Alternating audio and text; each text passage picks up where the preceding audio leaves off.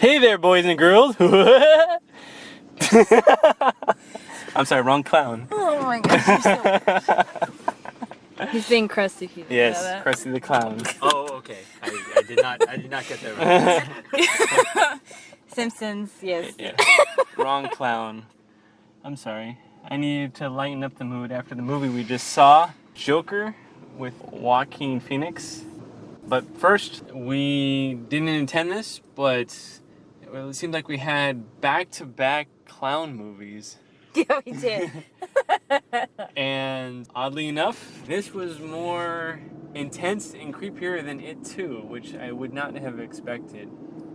No, I definitely agree. This one was more scary, more depressing, more heart-wrenching, and less funny than It Chapter 2. I'm sorry. I forgot to introduce everything. This is the Carpool Critics. My name is Nicholas. My name is Jessica. I'm Kelly. I'm Michelle. It's a little discombobulated right now just because I'm still trying to digest what we saw. Just a non-spoiler take on it. It's about a guy named Arthur who transitions into the Joker. So it's basically a Joker origin story. I just want to keep it short because that's pretty much everything else we're going to dive right into. I know this is kind of a weird question, but would you guys recommend this movie to anybody?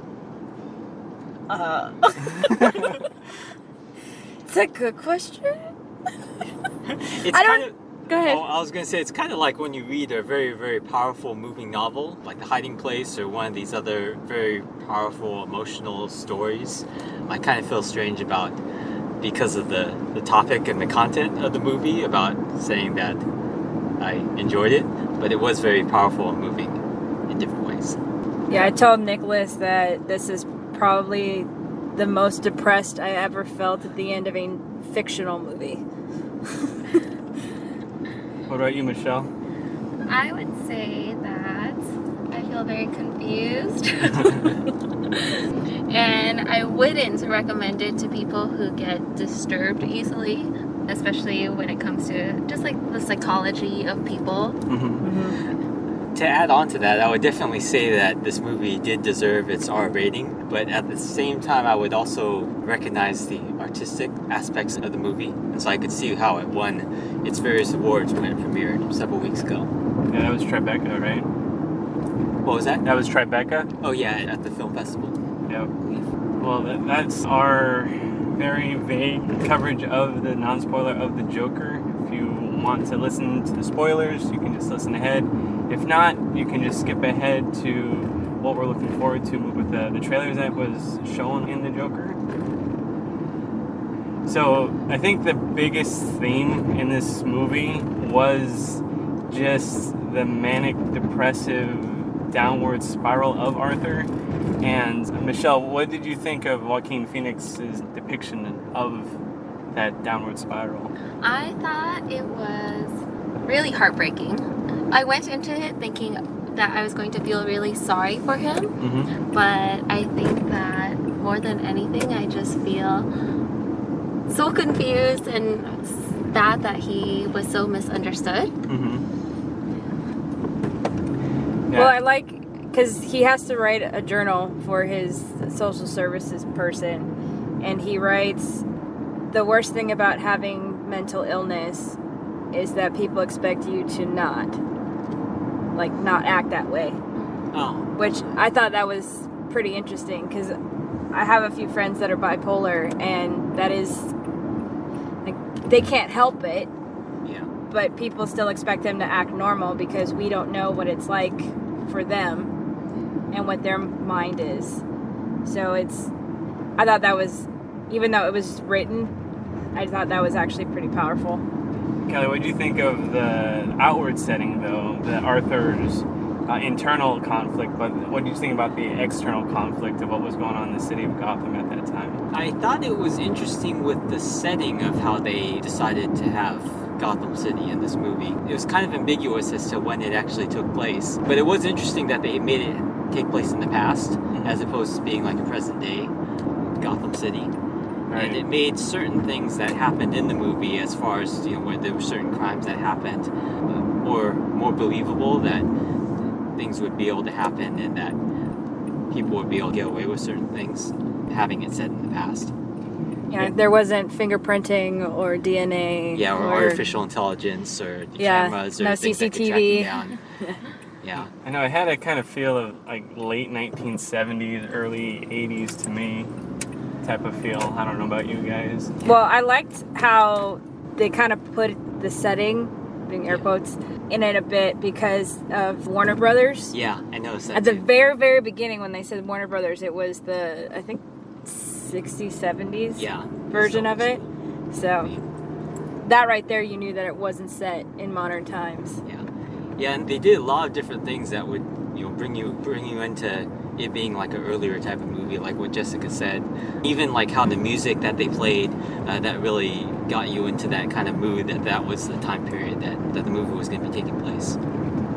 Right, and as the movie progressed, you see just the hardship that was going on with Arthur trying to keep a job, trying to stay mentally stable, but just the outside forces of the world just kept on bringing him down, with kids beating him up, losing his job, His mom. his mom not being healthy, and just being continuously picked on as the world around him just starts to crumble into not so much chaos, but it was just like a shaking of a Coke can, where just building and building on each other. What did you guys think of that scene where he finally he crossed that line from being not in control of his life to taking a stand for himself in that subway scene with him and the three rich guys?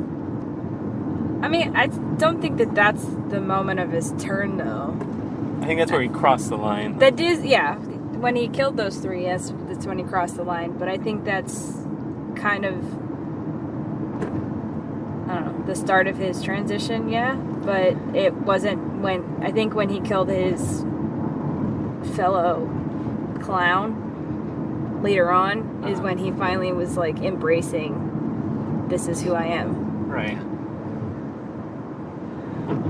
I would say, I mean, there were a lot of very small steps where, the very beginning of the movie very quickly established kind of sympathy for the character, or at least like with some of the different emotional or the different hardships that he's going through.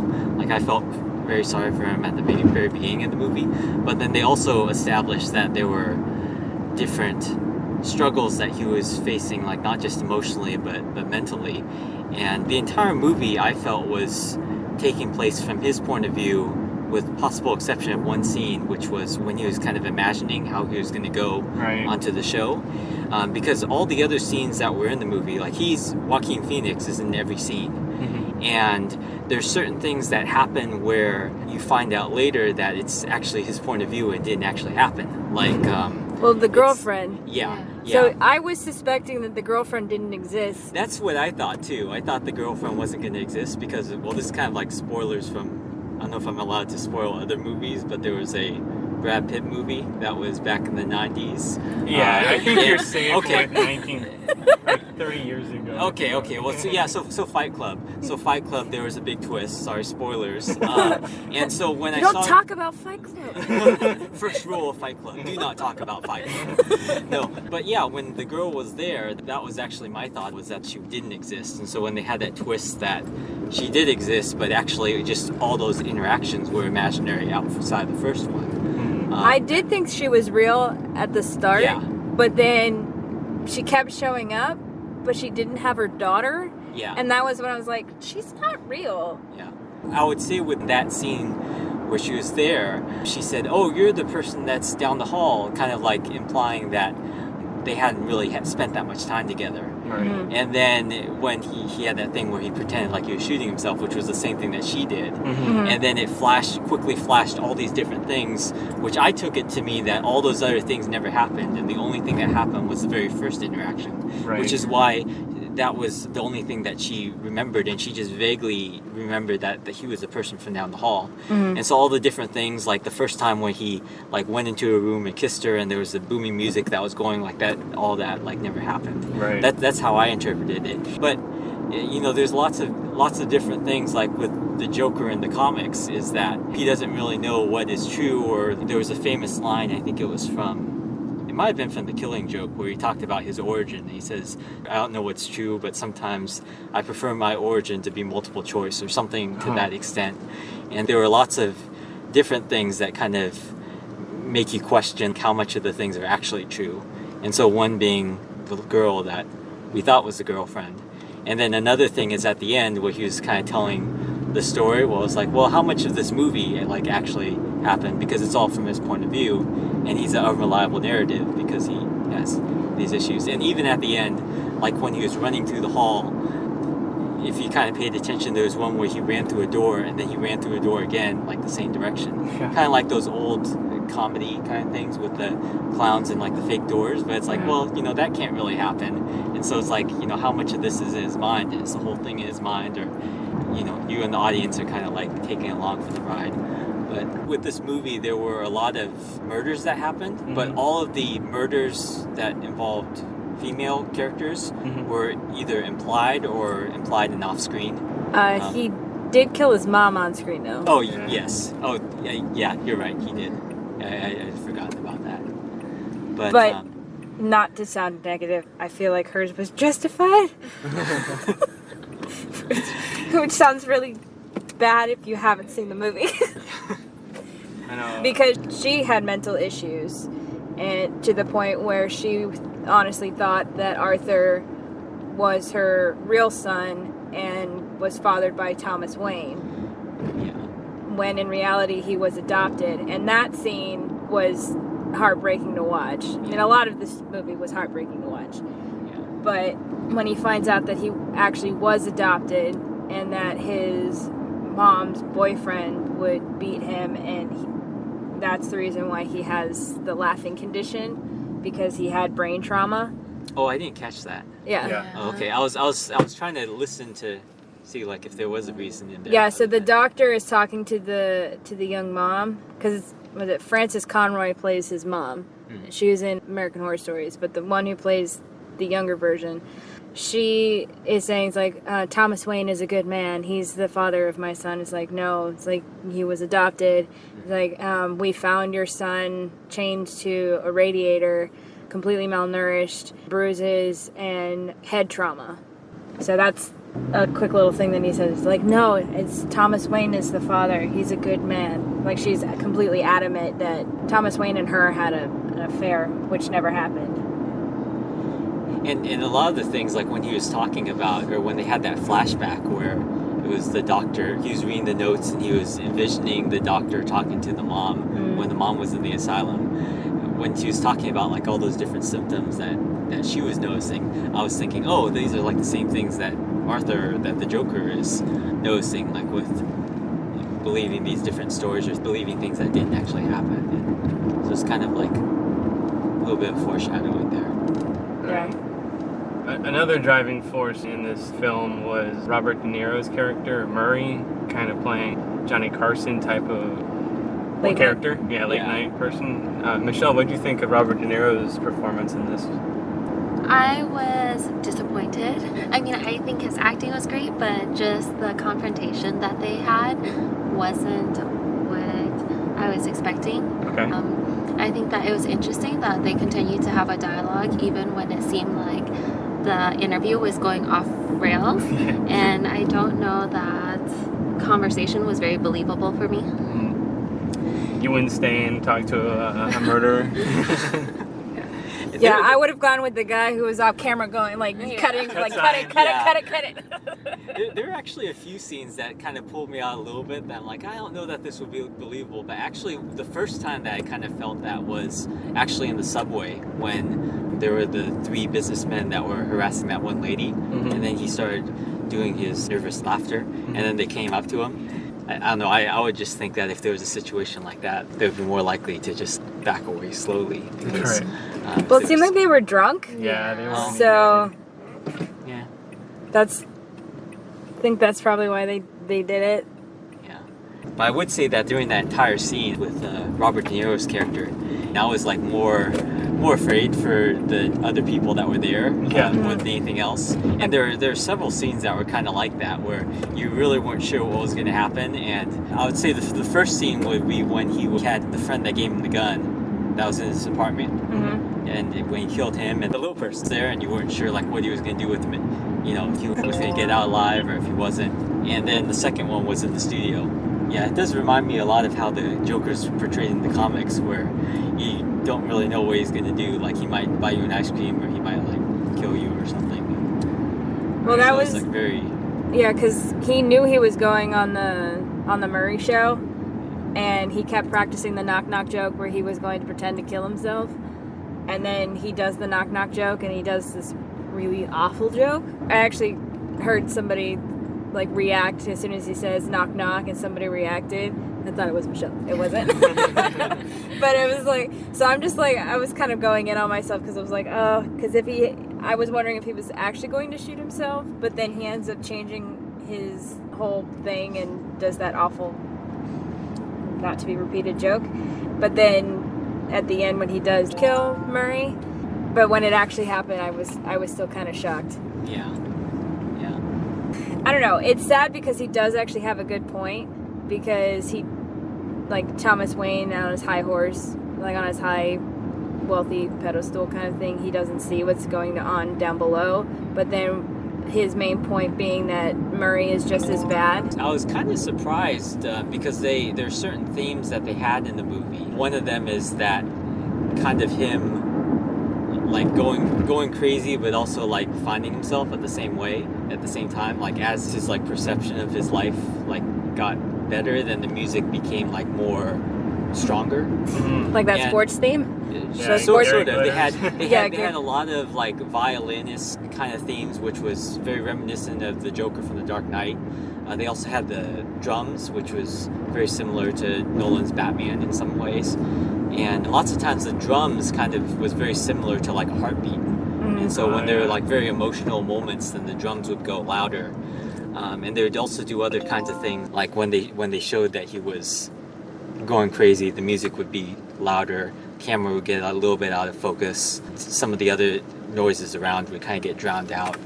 Yeah, but to go back though with what he's to Murray about how he's just as bad is because he was making fun of him. That was my point. Murray getting all offended too about how he's a bad guy, and it's actually because he decided to play in this video of Arthur and how awful he is as a comedian, and then to actually have him on the show in order to continue to make fun of him, I thought was actually a great point, because it's bullying. Yeah. And obviously Arthur's way of reacting to it was not the best, but you can't do that to people, because people do have feelings. Well, and that also leads to the bigger issue. I mean, that's all internal in what Arthur's going through, but it also reflects what's going on externally. And because of what he did, killing those 3 rich people from Wayne Enterprises, it sets off of this revolt. And after he kills Murray, it kind of really sparks that inner, I guess, Joker in the downtrodden. And how do you guys think of the riot that happened towards the end of the movie? So I thought it was really interesting because there were 3 moments in there where he became the catalyst for something that was bigger.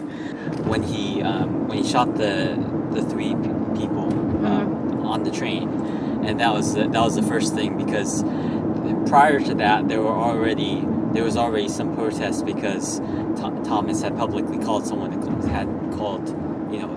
people clowns.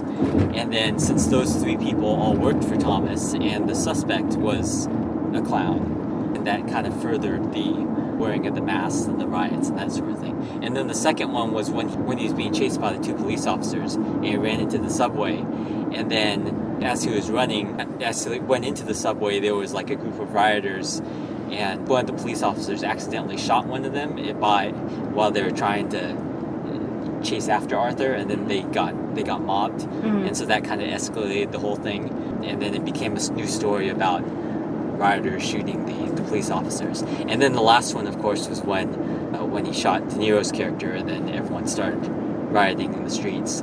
But I wasn't surprised that they had the clown riots as part of the movie, because that was something that was very prominently featured in the trailers.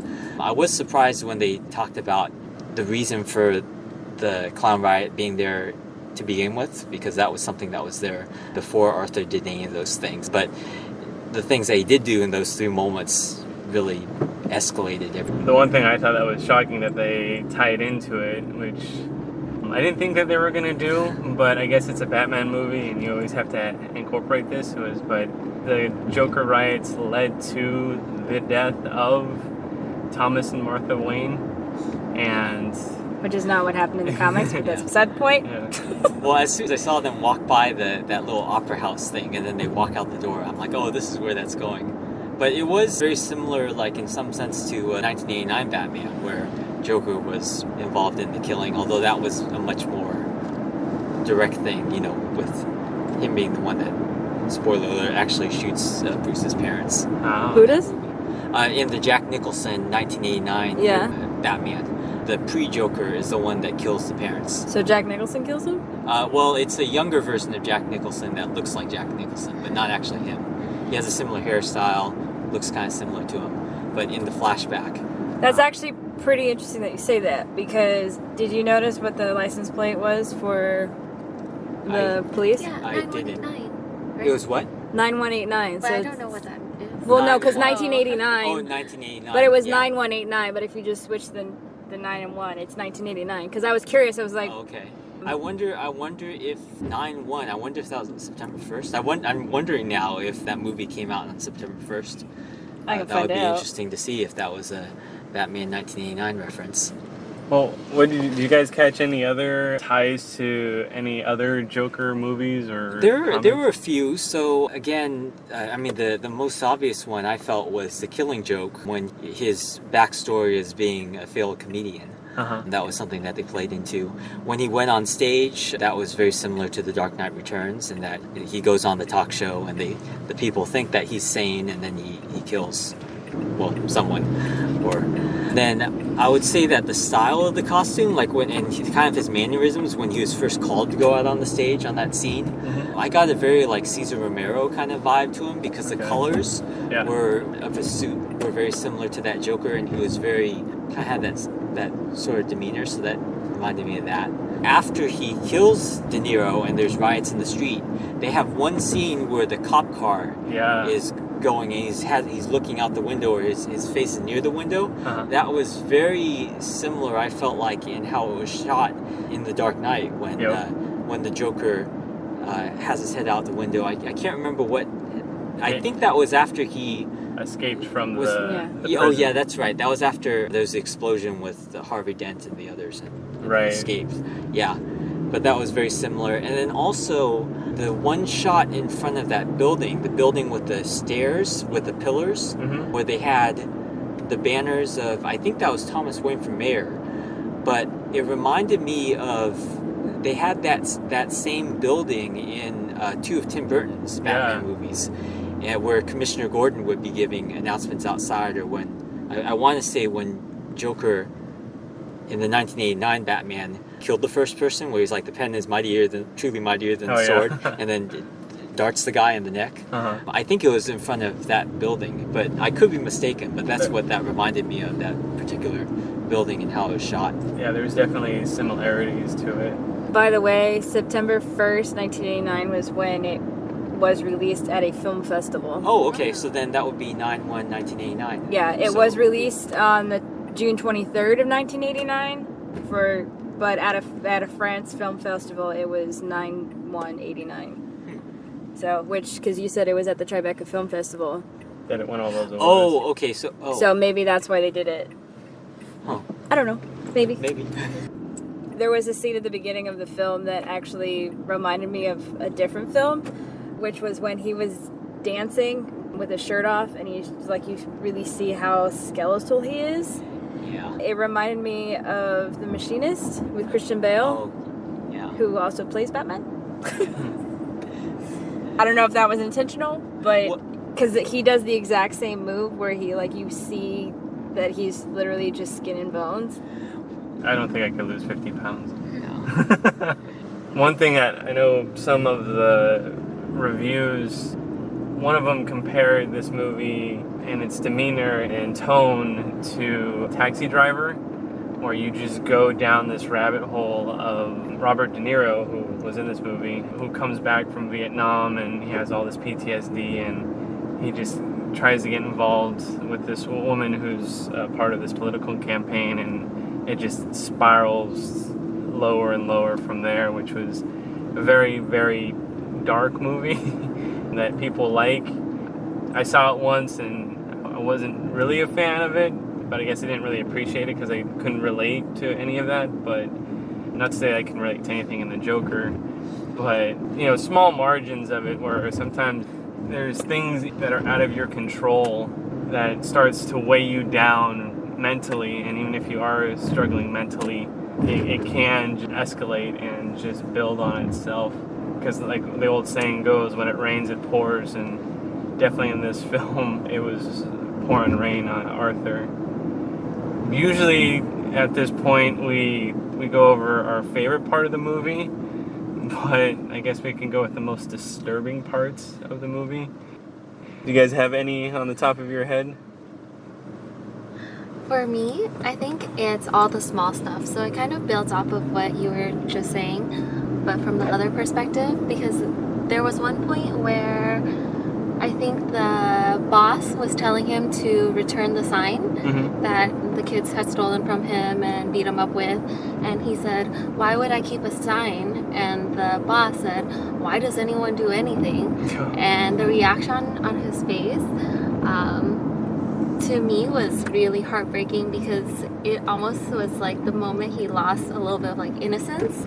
And I think all those moments where the interactions might have seemed really inconsequential did add up to him breaking down. And that's what's disturbing to me, because how many interactions do you have that might ruffle some feathers and you don't think too much about it, but what is the impact that it has on someone else? Yeah. What about you, Kelly? Gosh, I don't know. There's a lot of different very disturbing scenes, but I would definitely say, just from a graphic standpoint, when the person who gave him the gun is there, and the former boss is there as well, I was on the edge the entire time, and felt like that was the most graphic from gory standpoint of all the different scenes. But it was also very intense throughout, not knowing what he was going to do, or if the boss was going to escape or not. Yeah, I felt bad for the little guy because he was locked in and there's nothing he could do to get out. Yeah, and couldn't reach the lock. For me, it was not so much disturbing, but like just to build upon what Michelle said, just the building of it, where actually it was a pretty clever line, but just because of the situation and pretty much people covering their own butts, when he was collecting his stuff after getting fired, and he says he forgot to punch out, and he just wails on the punch out thing to clock in and clock out. I used to work for a warehouse, and we had to clock in and clock out a lot, and there were some times where just after a tough day you wanted to take it out on something, and that seemed like a pretty good thing to take it out on. But yeah, anything else you guys want to add to this review? Do I get to say mine? Oh, you did? My bad. My bad. Jessica, what was yours? I think Michelle made a very good point. Just the little things. But when he goes visits his social worker, he's explaining that he feels like nobody, or that he didn't exist his entire life. But now he feels like he's being seen. And then she just kind of cuts him off and is like, "Yeah, I got bad news to tell you." And he's like, "You don't listen to me." But it's like, for her, she's like, she just comes in to do her job, but then she has to tell him like they can't see each other because of cuts, and she goes, "Nobody cares about you. Nobody cares about me either." So that's just another little line about like that kind of ruins his innocence, as Michelle put it. Yeah, nobody's out there they're talking to each other, but they're not listening to each other. Yeah. One other comment I would say is that I did like how the film didn't really place the blame on one single thing, because as you're going through, there's a lot of different themes of things of like why this happened, and so some could be like, oh, it's just the saying or doing the wrong thing at the wrong time to this person, but then you could also say, oh no, it's how they were brought up, those types of things. But then they also had the rioters or the other things that's like, oh, it's just, you know, the situation of the time, or ones that are saying, oh, it's like, you know, social, economic, but there are a lot of different forces that were, and it wasn't just like one thing that caused it, it was like the combination of like all these different things. Right. I will also say I do really like how they use dancing and how they kind of gave him this like outlet where it almost seemed like with dancing he could calm himself down, he could forget about his cares and worries and just the moment. Yeah, it seemed to really calm him down from his laughing fits or calm his nerves. So they had interviewed the actor and the director because, you know, this Joker movie had gotten a lot of reviews, and they said, oh, we know that you had always intended for this not to have a sequel or not to be connected with any other movies, but like, would you still come back? And at first I think the director said, oh no, we're not doing anything else. And then Joaquin Phoenix kind of jokingly said, oh, you wouldn't do anything else, like even if I was in it? And so it's kind of ambiguous, but I did like how they kind of made it where it could stand on its own. yeah. Yeah. What do you guys think? Do you think that they should have a sequel or a follow-up, or do you think that it tells its story? I think if they do a follow-up, it would include, because I think he's just going to rot in Arkham Asylum for now until they decide to do whatever they want to Batman. How about you, bud? I don't know. I think it'll be fine just leaving it. If they do want to have the Joker come back, it would probably be a part of the Batman movies that are about to come out. But I don't know. I don't think I trust Zack Snyder with this Joker. no. I think they said that they created a new like DC Black label where they said this was outside of like the movies that they had, but they are coming out with other like Black Label movies. But it may not be in the same universe as each other, but Well, it's like I'm totally changing comic books right now. But with Spider-Man, I actually read something today where I think he's going to do a Spider-Man version with Venom, but it's going to be a completely different character or different type of Peter Parker than the MCU Peter Parker. So it's still going to be Tom Holland, but he's going to play two different types of Peter Parker. Because one's the Sony Peter Parker, and then one's the Marvel Disney Peter Parker. yeah. I had also heard that one of the ideas that Sony is kind of toying with is like a Madam Web kind of thing. And Madam Web, she has different stories that have to do with parallel universes, and so they could use that as a way of bringing in the Tom Holland Spider-Man. They said Doctor Strange will explain it all. I was like, okay. Well, he is So back I in just the have to wait MCU. for Doctor Strange. I have to leave with just one last thing, and wouldn't it be a good, I don't know what the word is, it's kind of late right now, so words are escaping me, but how would you guys rate, just movie-wise, the different Jokers that are out there? Like, who's your favorite Joker, and where does Joaquin Phoenix fit in there, and also, who's your least favorite Joker? I think just for nostalgia, childhood sake, probably Mark Hamill. Mark Hamill, yeah. Live action, Heath Ledger. He did an amazing job in Dark Knight. Joaquin Phoenix, I don't really... Yes, it is a Joker movie, but I don't know. Because it's just the lead up into him being the Joker. Uh-huh. It doesn't actually show him being the Joker. If you know what I mean. Yeah. I had heard with the making of this movie that the director was interested in doing a Joker movie, and separately Joaquin Phoenix was interested in doing a psychology movie about a person going into madness, and it took some convincing for them to come to the agreement that it could be the same movie. Well, they definitely did that movie. Yeah. I would also say Mark Hamill as my favorite Joker, just from a nostalgic standpoint.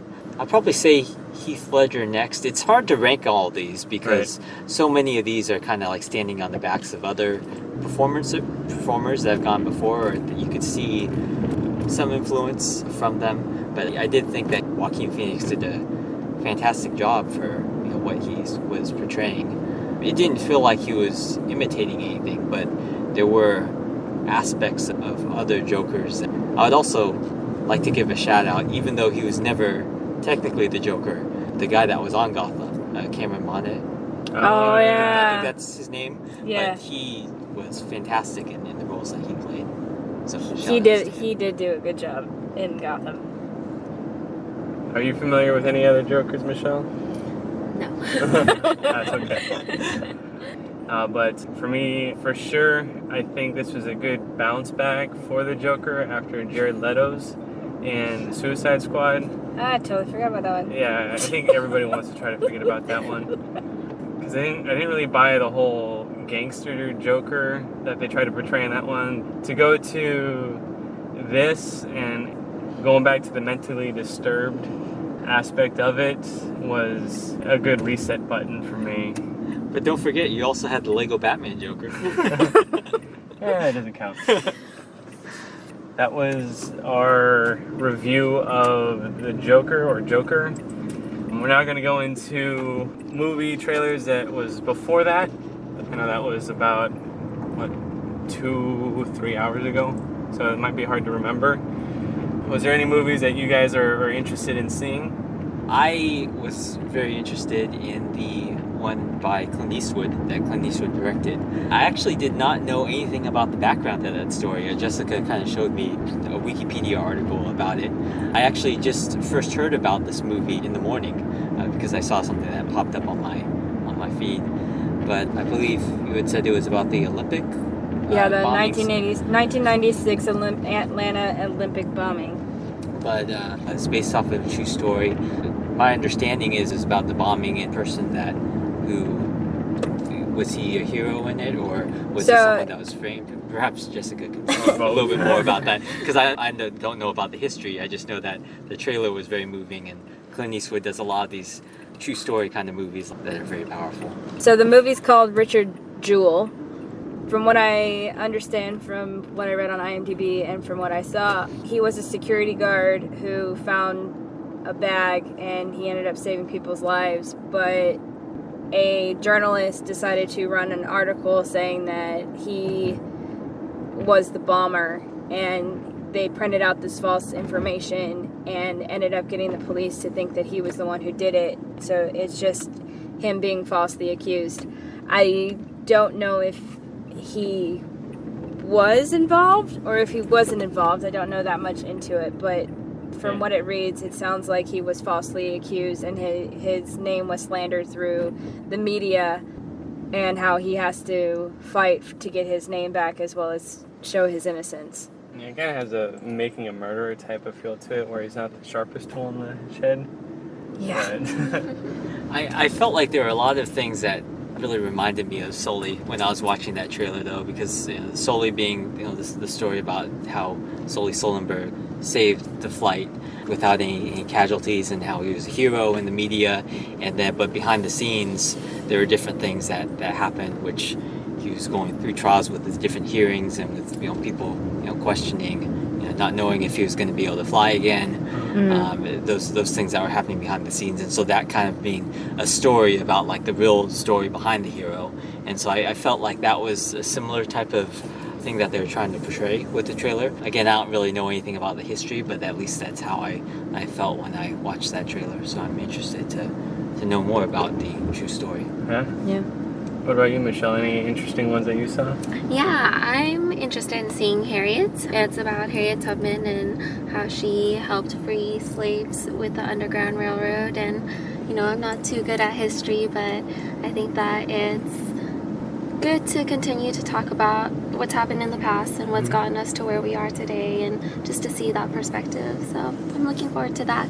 Yeah, that's it looks like a very powerful movie. Yeah, I want to see that movie too. Yeah, same here. What about you, Bubba? Going on a different vein and not a true story movie, I'd like to see The Gentleman. It's a Guy Ritchie film. I feel like Guy Ritchie films, you either love him or you hate him. Nicholas and I, we love Guy Ritchie films. Except for King Arthur.